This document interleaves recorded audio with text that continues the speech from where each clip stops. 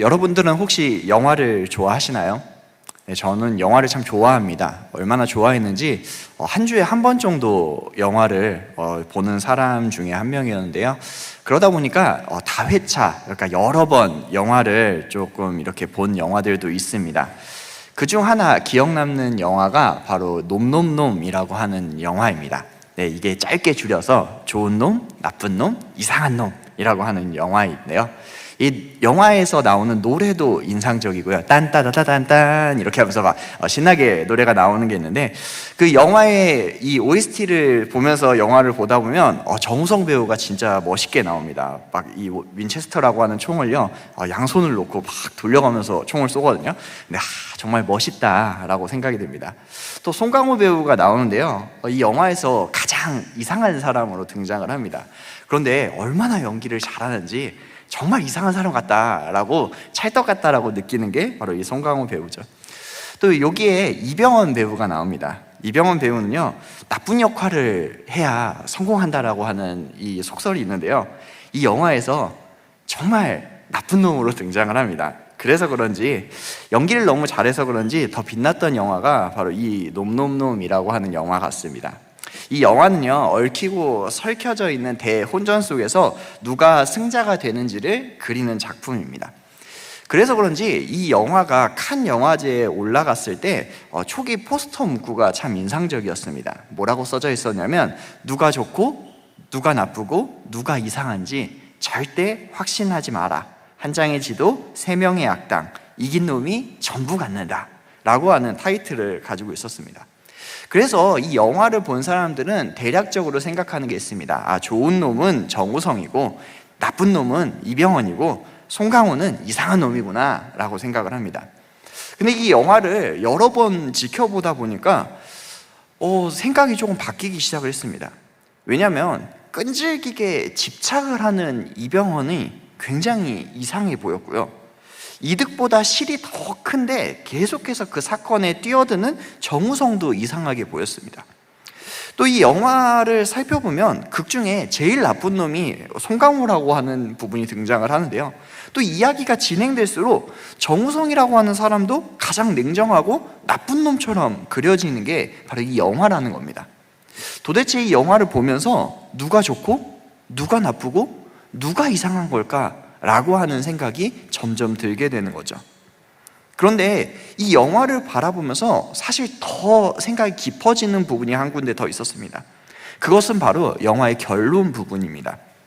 결론에서 이 세 사람은 얽히고 얽혀서 서로에게 총구를 겨누며 삼자 대치의 구도가 완성이 되게 됩니다. 여기가 바로 우리가 생각해야 할 구조라는 겁니다. 이 영화는 시대적인 배경을 우리에게 의도적으로 계속해서 이야기를 합니다. 왜냐하면 이 영화가 보여주고 있는 시대의 배경이 만주이기 때문입니다. 우리나라가 일제에 나라를 뺏긴 시기이죠. 여러분, 그렇다면 그들이 총구를 향해야 되는 곳은 사실 어디일까요? 이 영화에서 스쳐 지나가듯이 계속해서 독립군들이 등장을 합니다. 그리고 중간중간 만주군들하고도 충돌이 일어나죠. 여러분, 그러니까 그들은 정작 대적해야 될 일본군은 놔두고 그 중에서도 제노사이드를 일으키고 나라를 침탈하고 사람들을 강압적으로 죽여가고 있는 이 만주군을 앞에 두고 그들은 그 만주군을 안중에도 두지 않고 서로의 얽히고 설킨 것만을 바라보며 총구를 서로에게 겨누고 있는 것이 이 영화의 주된 목적이라는 것이죠. 우리가 사사기 1장을 펼쳐보면 이와 비슷한 장면이 등장을 하게 됩니다. 사사기는 시작부터 좋고 나쁘고 이상한 사람들이 뒤섞여 있죠. 우리가 사사기를 볼 때 먼저 좋은 척하는 사람들이 등장을 합니다. 바로 베델과 루스의 이야기이죠. 이 베델과 루스의 이야기는 마치 여호수아의 이야기를 떠올리게 합니다. 여호수아 2장에서 라합과 정탐꾼들이 이 모든 것들을, 언약을 맺은 것을 이야기하는 것처럼 이 사사기 1장의 베델과 이 루스의 사건에서 그들은 루스에서 나온 사람에게 자신들의 그 루스의 입구를 알려주면 그 사람을 선대하겠다라고 이야기를 하죠. 그런데 이 이야기는 여호수아에 등장한 라합 이야기와는 전혀 다른다라는 것이죠. 그들은 라합과 이 정탐꾼들의 신앙적인 결단에 껍데기는 흉내내지만 정작 핵심은 놓치고 있다는 겁니다. 여러분, 여호수아서를 우리는 그래서 잘 보아야지 이 사사기를 이해할 수 있습니다. 여호수아에서 이 언약을 맺자고 하는 것, 그리고 이 정탐꾼들을 선대하기로 마음먹은 것은 라합이 먼저 하였습니다. 라합이 정탐꾼들을 먼저 선대하였고, 라합이 믿음으로 이 정탐꾼들에게 언약을 맺자라고 먼저 제안했다라는 것이죠. 반면에 사사기에서 등장하고 있는 이 정탐꾼들의 모습은 어떻습니까? 그들은 아무런 위협이 없었습니다. 그들을 공격하는 사람들은 없었고, 그들이 압도적으로 유리한 상황이 있었습니다. 단지 그들이 찾지 못하였던 것은 이 루스, 이 베델의 입구를 찾지 못하였던 것이죠. 그런데 오늘 그들은 하나님이 이 사람들과 언약하지 말라고 했던 이 말씀이 무색하게 그들은 좋은 척을 하며 가장 먼저 루스에서 튀어나온 이 사람에게 너희가 이 입구를 알려주면 내가 너희에게 선대하리라 라고 이야기를 합니다. 그래서 그렇게 언약을 맺은 이 사람은 이제 안전하게 그 루스에서 벗어나게 되죠. 그리고 그 루스가 함락되고 맙니다. 그런데 성경은 그 뒤의 이야기를 우리에게 전합니다. 그 사람이 안전하게 도망가서 무엇을 합니까? 다시금 루스를 짓고 그 루스에서 지금까지 행했던 일을 그대로 진행하였다라고 이야기를 하는 거죠. 그런데 여기에는 더 큰 아이러니가 하나 생겼습니다. 왜냐하면 그들과 언약을 맺었기 때문에 이제 이스라엘 백성은 이 루스의 성에 거하는 모든 사람들을 다시는 공격하지 못하고 오히려 그들을 지켜줘야 되는 아이러니가 발생했다라는 것이죠. 두 번째, 사사기에서는 나쁜 놈들이 등장을 합니다. 사사기 1장에 가장 먼저 된 사건이 하나 등장을 하는데 그것은 바로 아도니베섹이라고 하는 사람과의 전투를 그리고 있는 장면입니다. 여러분, 악은 분명히 심판받아야 됩니다. 그런데 이 전쟁의 출발부터 그들은 악을 토벌하기 위해서 나아가는 것이 아니라 그들의 초점이 전혀 다르다는 것을 성경은 우리에게 이야기를 해주고 있다는 것이죠.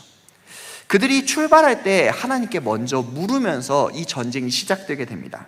하나님, 어디로 가야 됩니까? 하나님의 뜻이 어디 있습니까? 라고 묻는 것이 아니라 그들은 이렇게 문의합니다. 우리 가운데 라고 하면서 이야기를 하는데요, 이것을 원문으로 정확하게 보면 사실 우리 가운데가 아니라 우리를 위해가 더 맞는 말입니다. 그러니까 그들은 그렇게 이야기를 하고 있는 거죠. 우리를 위해 누가 먼저 가나안과 싸워야 합니까? 라고 이야기하는 겁니다. 여러분, 그러니까 이 사사기 1장의 첫 시작부터 그들은 하나님의 거룩한 전쟁을 하기 위해서라기보다는 그 전쟁은 자신들의 이익과 목적을 위해서 지금 전쟁을 준비하고 하나님께 문의하고 있다는 것이죠. 그런 전쟁임에도 불구하고 하나님은 그 전쟁을 도우셨습니다. 여러분, 하나님이 전쟁을 도우셨기 때문에 그들이 해야 되는 것은 무엇입니까? 하나님께 영광 올려드리고 하나님의 뜻을 구해야 되는 것이 바로 그들이 해야 하는 일이죠.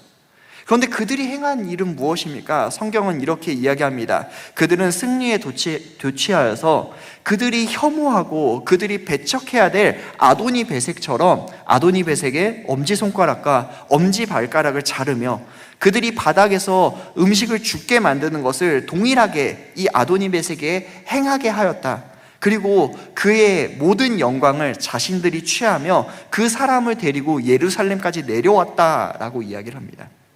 그들은 자기 소견에 옳은 대로 하였습니다. 그들은 자기 소견에 옳은 대로 하며 점점 가나안 사람처럼 변해가고 있는 것을 사사기 초반부터 우리에게 이야기해주고 있다는 것이죠. 그리고 1장 후반부에 이상한 놈들이 등장을 합니다. 성경은 이스라엘 백성들이 가나안 사람들을 쫓아내지 아니하였더라 라고 이야기합니다.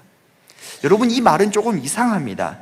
능력이 없어서 그들을 쫓아내지 못하였던 것이 아니라 능력이 있었음에도 불구하고 쫓아내지 않기로 그들이 마음먹었다라고 이야기하는 것이고, 여호와의 일을 수행하지 않기로 마음먹었기 때문에 그들이 쫓아내지 못하였다라고 성경은 이야기하고 있다는 것이죠. 그런데 말입니다, 이상함은 여기에서 그치고 있지 않습니다. 사사기 1장에서만 이상함이 그치고 있는 것이 아니라 사사기 2장까지 이 이야기가 계속해서 연결되고 있다는 것이죠. 여호와의 사자가 갑자기 길갈에서부터 올라옵니다. 여러분, 길갈이 어디입니까? 그들이 요단강을 건너고 난 이후에 요단강에서 그 비석을 건져 올려 12개의 비석을 세우고 하나님이 우리를 도우셨다라고 이야기했던 곳입니다. 그리고 하나님께서는 그 지명을 길갈이라고 이야기하면서 여호와께서 애굽의 수치를 떠나가게 하셨다라고 이야기하셨던 것이 길갈이죠. 그런데 하나님이 그곳에서 올라오셔서 이스라엘 백성들을 책망하십니다. 너희가 나의 목소리를 청종하지 않았다. 여러분, 이 말은 비유적으로 이렇게 이야기할 수 있을 것입니다. 너희가 나의 목소리를 청종하지 않았기 때문에 내가 너희 때문에 수치를 얻게 되었다. 여러분, 이 메시지를 들었던 이스라엘 백성들은 무엇을 합니까? 통곡합니다. 통곡하며 그들은 하나님한테 제사를 지내죠. 여러분, 그래서 그 지명을 2장에서 뭐라고 하냐면 복임이라고 이야기합니다. 우는 자들, 얼마나 많은 자들이 울었는지 그곳을 복임이라고 이야기를 하죠. 그런데 아이러니가 여기에서 또 발생합니다. 그들은 울었는데 하나님께 돌이키지 않습니다. 눈물은 많은데 방향은 바뀌지 않는 눈물, 그것이 가장 이상합니다. 사사기에 좋은 척하는 나쁜 이상한 놈들은 전부 다 목표를 잃어버리고 말았다라는 것이죠. 여기에서 성경은 그 이상함 가운데 한 가지 작은 장면을 우리에게 의도적으로 끼워 넣어서 보여주고 있습니다. 그것이 바로 오늘 우리가 보는 사사기 1장 11절부터 15절의 말씀입니다. 우리가 오늘 본 악사의 이야기죠. 여러분, 이 악사의 이야기는 성경에서 2번이나 등장을 하고 있습니다. 이미 여호수아서 15장에 한 번 이 이야기가 등장을 하였죠. 갈렙이 오늘 믿음의 고백을 하였고 아히만과 세세와 달메를 물리친 사건 뒤에 오늘 기랴세벨의 이야기가 등장을 하게 됩니다. 그런데 이 여호수아에서 굳이 한 번 하였던 이야기를 사사기는 다시금 들려주면서 그 주체를 오늘 바꿔서 우리에게 이야기하고 있다는 것이죠. 여러분, 이 여호수아서의 주체는 누구입니까? 갈렙입니다. 믿음으로 그 땅을 정복하고 오늘 그 믿음을 계승할 이 본문에 대해서 이야기하는 것이 여호수아의 내용이죠. 그런데 오늘 사사기는 그 초점을 오늘 악사에게 맞추고 있습니다. 여러분, 악사는 누구입니까? 악사는 전쟁 영웅이 아닙니다. 오늘 악사는 아무 결정권도 주도권도 없는 사람입니다. 쫓아낼 수 있나 말까, 이것을 결정하고 판단할 수 있는 사람도 아니고 군사적인 역량도 없는 여인입니다. 아니, 심지어 혼인의 선택권도 없이 마치 팔려가는 듯한 아무 능력이 없는, 그 당시 사회에서도 지금에서도 아무것도 아닌 것 같은, 마치 물건보다 못한 것 같은 그 표본과 같은 인물이 바로 악사라는 것이죠. 그런데 오늘 성경은 그 인물의 이름까지 거론하며 오늘 그 악사를 사사기 전체의 중심으로 우리에게 다시 세워서 보여주고 있다는 겁니다. 여러분, 사사기 1장부터 2장까지의 모든 인물들은 어떻게 움직입니까? 자신의 소견대로, 자신의 뜻과 계산대로 움직입니다. 그런데 이 사사기 1장과 2장에서 유일하게 사건을 주도하지 못하는 인물이 바로 이 악사라는 것이죠. 오늘 이 이야기의 표면만 보면 우리는 이렇게 오해할 수 있습니다. 아버지, 제가 이제 이 땅을 떠나게 되는데 저에게 샘물을 주십시오. 여러분이 이 이야기를 오해하면 이렇게 볼 수 있습니다. 더 좋은 땅을 욕심내는 말처럼 들릴 수밖에 없습니다. 또 이 말을 악사가 아닌 온니엘이 만약에 장인인 갈렙에게 하였다면 우리는 그 이야기를 전략적인 요충지를 달라고 한 이야기구나 라고 생각했을지 모릅니다. 그런데 오늘 이 이야기를 한 요청자는 누구입니까? 아무것도 아닌 악사라는 것이죠. 여기에 독특성이 있습니다. 오늘 그녀가 아버지에게 샘을 구합니다. 여러분, 우리는 남방 땅이라고 오늘 성경에서는 기록하는데요, 원어적으로 보면 네게브라고 되어져 있습니다. 이 땅은 사막입니다. 물이 모자라고 메마른 땅이죠. 여러분, 메마른 땅이니까 반드시 필요한 게 무엇입니까? 물입니다.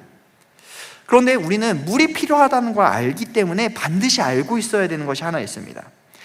이 네게부 땅에는 반드시 셈이 필요하기 때문에 셈은 언제나 전쟁터, 격전지가 된다는 것이죠. 여러분, 악사는 오늘 자기가 아무런 능력이 없기 때문에 자기가 땅을 요구한다면 어느 땅을 요구해야 됩니까? 가장 평안한 땅, 가장 전쟁이 없는 땅, 가장 안위를 누릴 수 있는 땅을 요구해야 되는 것이 맞습니다. 그런데 오늘 그녀는 평안과 안위를 뛰어넘어서 오늘 격전지인 전투의 삶을 원하며 아버지에게 요구하는 것이죠. 여러분, 실제로 이 땅은 이후에 온리의 시대가 지나가면 그 땅을 빼앗기고 그 지역을 지켜내지 못한 격전지가 되고 맙니다. 그런데 오늘 그녀는 내 능력이 아니라 아버지의 인애와 남편에 대한 신뢰와 약속의 땅이라고 하는 언약에 기대어서 오늘 갈렙에게 샘물을 요청하고 있다는 것이죠. 그런데 여러분, 왜 이 장면이 사사기의 중심이 되는 걸까요? 사사기의 모든 사람들은 좋은 놈, 나쁜 놈, 이상한 놈의 스펙트럼에 흔들리고 있습니다. 정의라는 허울의 옷을 입은 자기의 의를 높이고요, 현실의 선택이라고 하는 포장에 둘러싸인 타협을 합니다. 또 누군가는 눈물로 세탁된 불순종을 하죠. 여러분, 어디에 총구를 겨누어야 하는지 잊어버리는 사람들이 이 사사기 전반에 등장을 하게 됩니다. 진짜 대적을 잊은 채로 누구의 소견이 옳으냐라고 하는 것을 끊임없이 이야기하는 책이 사사기라는 것이죠. 그래서 우리는 사사기를 오해합니다. 사사기를 마치 한 사람의 영웅적인 서사로 이해하고 해석하는 경우가 있죠. 그런데 사사기는 한 사람의 공로를 이야기하는 책이 아니라는 겁니다. 오히려 우리에게 명확하게 이야기하는 것이죠. 누가 지금 정확하게 대적을 바라보고 있느냐. 여러분, 악사는 그 점을 분명하게 알고 있습니다. 악사는 그래서 고백하는 겁니다. 나는 아무것도 아닙니다. 그런데 내가 믿음으로 그 땅을 택합니다. 여러분, 그녀는 자기의 이름으로 싸우지 않습니다. 악사의 이름으로 모여라, 악사가 능력을 가질 것이다 라고 이야기하는 것이 아니라, 아버지, 나에게 그 땅을 주십시오. 내 남편을 신뢰하여서 아버지, 내가 그 땅을 지키겠습니다. 언약에 기반하여서 내가 약속으로 그 땅으로 내려가겠습니다. 계승된 신앙으로 내가 이곳을 지키겠습니다 라고 이야기하며 그 격전지인 남방 땅에 샘을 달라라고 이야기한다는 것이죠. 그래서 그녀의 요청은 오늘 욕심이 아니라 하나님에 대한 신뢰라는 것을 우리는 알 수 있습니다. 그런데 성경은 우리에게 이 요구에 앞서서 그녀가 무슨 말을 했는지를 먼저 이야기합니다. 여러분, 오늘 악사는 이러한 요청에 앞서서 먼저 복을 구합니다. 우리는 이것을 흔히들 축복해 달라고 생각을 하죠. 거친 곳을 가니까 복을 달라고 생각할 수 있습니다. 그런데 지금 그녀의 말이 믿음에 근거하여서 말하고 있다면 이 복에 대한 요구는 다르게 다가오게 됩니다. 여러분, 성경의 복은 우리가 생각하는 것처럼 부자가 되고 평안하고 안위를 누리는 것을 복이라고 이야기하지 않습니다. 성경의 복은 근본적으로 하나님을 가리킵니다. 그래서 신약에 와서 그 복이 우리 가운데 완전하게 드러나게 되죠. 여러분, 그 복은 무엇입니까? 바로 예수 그리스도, 그분 자체라는 사실을 우리 모든 성도들은 알고 있습니다. 그리고 그 성도들에게 그리스도가 알려지고 그분과 온전한 관계를 맺은 모든 사람들은 그분을 통해서 그의 내면 안에, 그리고 그의 외면에 이루어질 하나님의 나라를 꿈꾸며 그것을 이루어가는 것이 성경은 복이다 라고 이야기하는 것이죠. 그런데 여러분, 이 개념이 구약에 없었던 것이 아니라는 겁니다. 하나님을 통해 온전하게 세워질 하나님의 나라를 꿈꾸는 이스라엘 가운데 이 복에 대해서 명확하게 이야기하고 있다는 것이죠. 그래서 악사는 이야기하는 겁니다. 아버지, 내게 복을 주십시오. 아버지께서 나를 남방 땅으로 보내시니 샘물도 나에게 주시옵소서. 여러분, 이 말을 해석하면 이렇게 이야기할 수 있습니다. 아버지, 나에게 하나님을 주시옵소서. 나는 아무것도 아닌 사람입니다. 그래서 나는 지금 아무것도 아닌 채로 가지만 내가 아버지처럼 믿음을 따라 격전지로 향하겠으니 아버지 나에게 그 땅을 주시옵소서. 여러분, 이 복을 달라고 하는 이 고백이 얼마나 큽니까?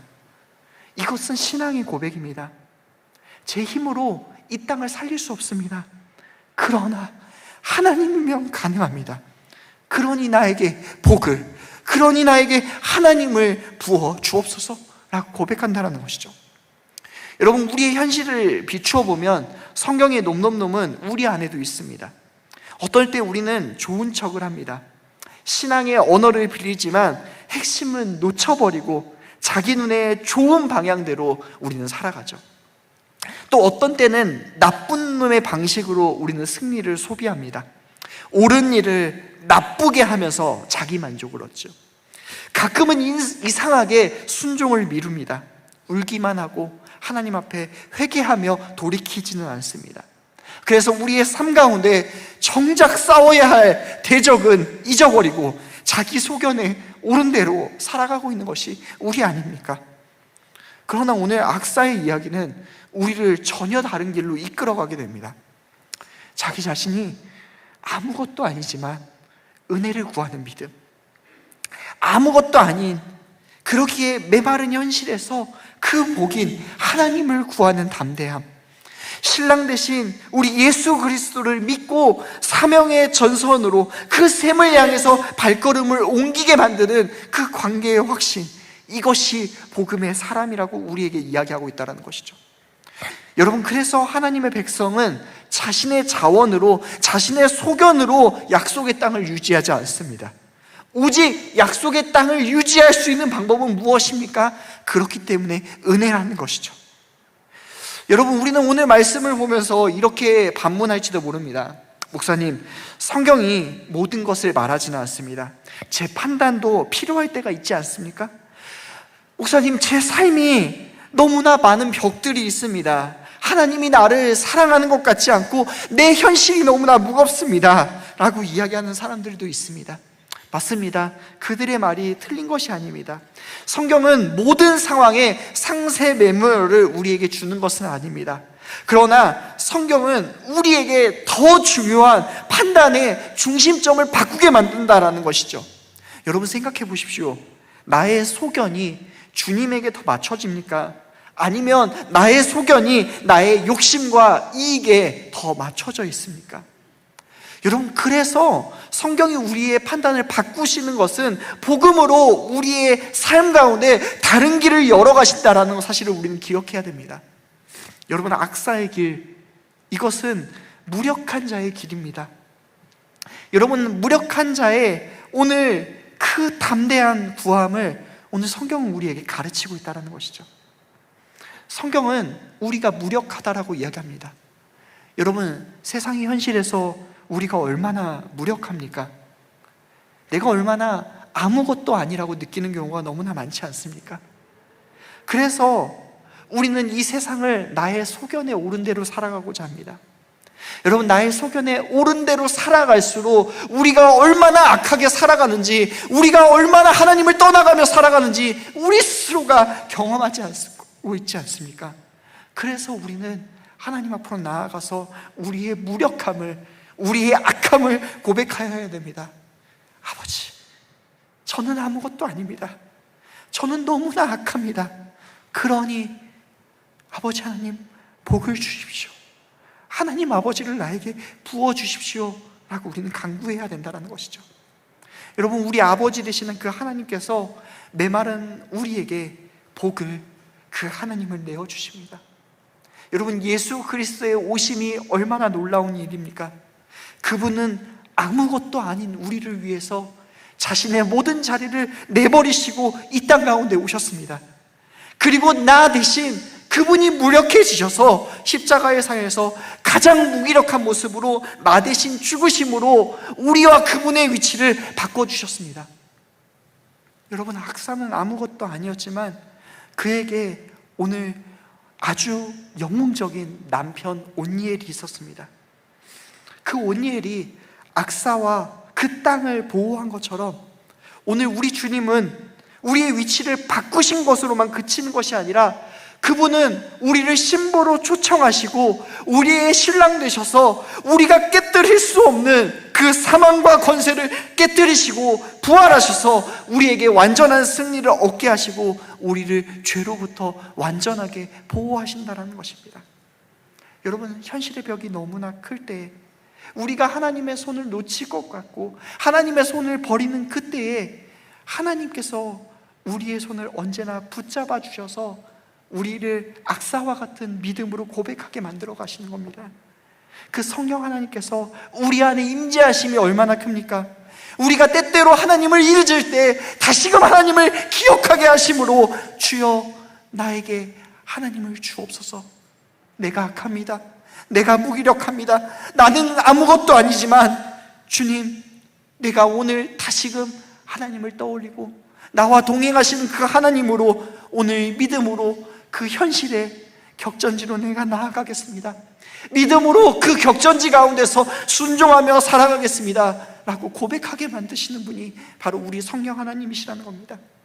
여러분, 삼위일체 되는 하나님은 우리를 그저 버려주시는 것이 아니라 우리와 영원히 함께 하시며 우리를 그 순종의 자리로 계속해서 나아가게 만드시는 분이시라는 것이죠. 사랑하는 성도 여러분, 그래서 성도들이 절대 하지 말아야 할 한 가지는 바로 자기 소견에 옳은 대로 살아가는 것입니다. 여러분, 고백하기 원합니다. 주님, 저는 정말 아무것도 아닙니다. 제 소견이 아니라 주님을 간구하는 마음을 내게 부어주시옵소서. 주님, 저는 연약합니다. 신랑 되신 주님께서 저를 지켜주시고 보호하여 주시옵소서. 주님, 나와 함께하여 주시옵소서. 주님 손 꼭 붙잡고 순종으로 나아가길 원합니다. 그 격전지에서 믿음으로 나아가는 저와 모든 성도 되시길 간절하게 축원하겠습니다. 아멘. 우리 시간 함께 찬양으로 나아가길 소망합니다. 우리 하나님의 열심이라고 하는 찬양인데요, 우리 이 시간 그 하나님의 음성을 우리 간구하면서 함께 찬양하면서 나아가기를 소망합니다.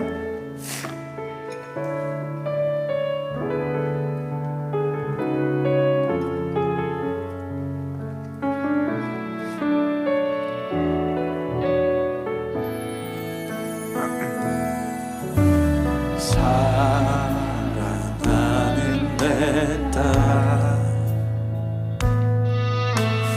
너의 자금도 내게 귀하다. 너와 함께 걸어가는 모든 시간이 이라. 사랑하는 아들, 내 연약함도 내게 그 위로 인해 잃어버린 나의 양들이 돌아오리라. 조금 느린 듯해도 기다려주겠니? 조금 더딘 듯해도 믿어줄 수 있니? 내가 가는 길 절대 헛되지 않으니 나와 함께 가자. 앞이 보이지 않아도 나가주겠니? 이해되지 않아도 사랑해주겠니?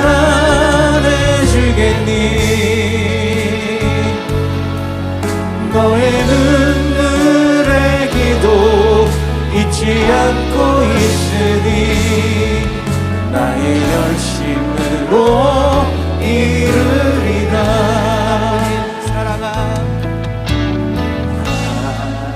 하나뿐인 사랑,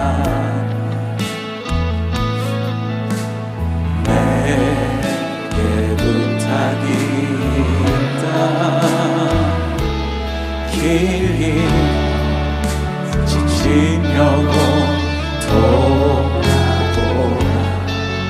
나의 눈으로 뛰어와. 조금 느린 듯해도 기다려주겠니. 조금 더딘 듯해도 믿어줄 수 있니. 내가 가는 길 절대 헛되지 않으니. 나와 함께 가자. 앞이 보이지 않아도 나가주겠니. 이해되지 않아도 사랑해주겠니.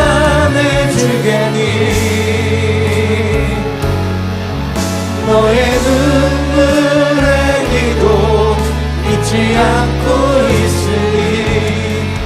나의 열심으로 이루리라. 조금 느린 듯해도 기다려주겠니. 조금 더딘 듯해도 믿어줄 수 있니.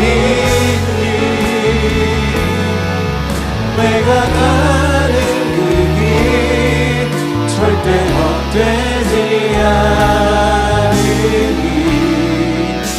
나와 함께 가자. 앞이 보이지 않아도 나가주겠니. 이해되지 않아도 사랑해주겠니.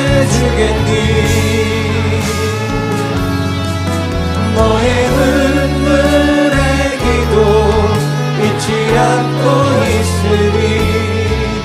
나의 열심으로 이루리라. 우리 시간 함께 기도하기를 원합니다. 우리 준비된 기도 제목 읽으며 함께 기도하기를 원합니다. 제 안에도 회개하는 척하지만 삶은 변하지 않는 모습이 있습니다. 감정적인 눈물로 끝나는 신앙이 아니라 말씀 앞에 방향을 바꾸는 참된 돌이킴을 제게 허락하소서. 위선이 아니라 진실한 믿음으로 살게 하소서. 아멘. 세상의 어떤 축복보다 하나님 자신이 제 삶의 가장 큰 복임을 믿습니다. 내 말은 현실 속에서도 아무것도 아닌 나에게 주님 한 분이면 충분합니다. 날마다 주님과 동행하는 삶을 살게 하소서. 아멘. 오늘도 제 앞에는 소견의 옳은 길과 믿음의 길이 놓여 있습니다. 편안함을 쫓기보다 영적 전투의 자리로 순종으로 나아가게 하소서. 제가 아닌 아버지의 은혜를 붙잡고 믿음으로 복을 구하며 나아가게 하소서. 아멘. 우리 오늘 말씀을 기억하면서 우리 주님 앞에 기도하길 원합니다. 주님, 내가 이런 기도를 하기를 원합니다. 주님, 나의 손 꼭 붙들어 달라고. 우리 이 시간 주의 이름 한번 부르짖고 함께 통성으로 기도하도록 하겠습니다.